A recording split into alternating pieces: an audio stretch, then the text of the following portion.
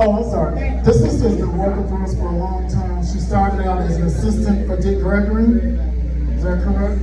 And now she's fighting for everything from reparations to stopping the Cook County court system from taking people's land through eminent domain. And this a lot affects senior black people and brown people as well, but a lot of senior black people. And this is a thing. There's a story out now.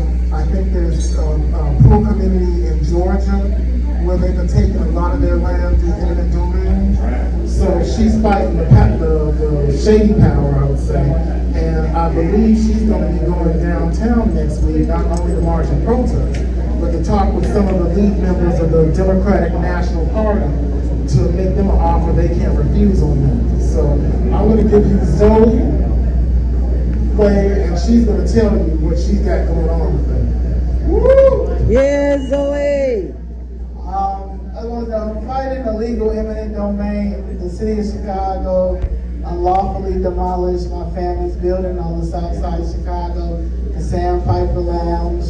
I've been fighting for a year to get justice, and 12 days ago, Charlemagne brought me on to the Breakfast Club. So if you have not seen my Breakfast Club interview, it is on there. My name is Zoe.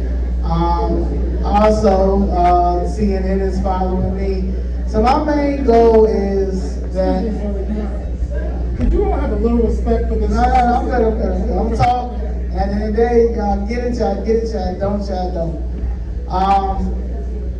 60 years ago, the Civil Rights Act we received. And that was for public accommodations. There was nothing specifically for black people. Now that this election is coming up, we are owed our reparations. And we are the new adults, and we gotta come forward. The Democratic Party, at the end of the day, has kept us oppressed for a long time because we as black people have not rised up and asked and demand what we need.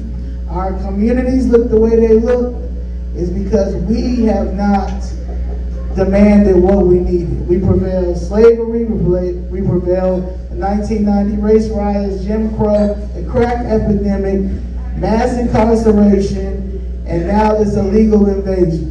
This is our election, black people. I'm 38 years old, so I say it's the millennials gotta save America, and we really gotta look at these policies. And if we don't, black people are gonna continue to be at the bottom of the totem pole. And that's just what it is. We can keep voting Democrat and they don't give us no black agenda, or we can literally start looking at what we got and look at our black self-esteem, look at who we are, and what we're going to demand. At the end of the day, the Democratic Party don't give a fuck about nothing but this abortion right now. The abortion, the LGBTQ, and I'm part of LGBTQ. That's a white agenda, and they talking about this illegal immigration. It's nothing about black families, black men. Black men, y'all barely can't say anything, because if y'all say something, here come a fucking rape charge from 30 years ago. So at the end of the day, we have to demand what we want to protect black America. So August 19th, I have a panel on the west side of Chicago.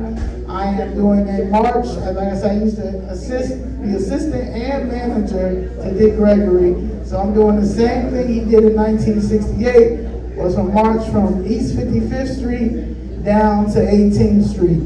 And I have a conversation I have a few meetings set up with CNN, with NPR, and with Vice President Kamala Harris Peoples as far as this reparation agenda. And my thing is, if they're not going to give us this reparation agenda signed before November 5th, then I'm voting red. I'm voting Republican. And that's just what it is, because at the end of the day, we are in a race of emergency. These immigrants that came over here, they done found $2.2 billion for them. But when it comes to us and our resources in our community, they don't know what to tell us. And that doesn't make any sense. And that's because it's our fault because we don't demand it. So, as an advocate for Black America, I'm gonna come out with my agenda, with my reparation agenda, and if Vice President Kamala Harris does not take it and does not implement it before the election, then I'm voting Republican. And that's just what it is. Peace. Thank you.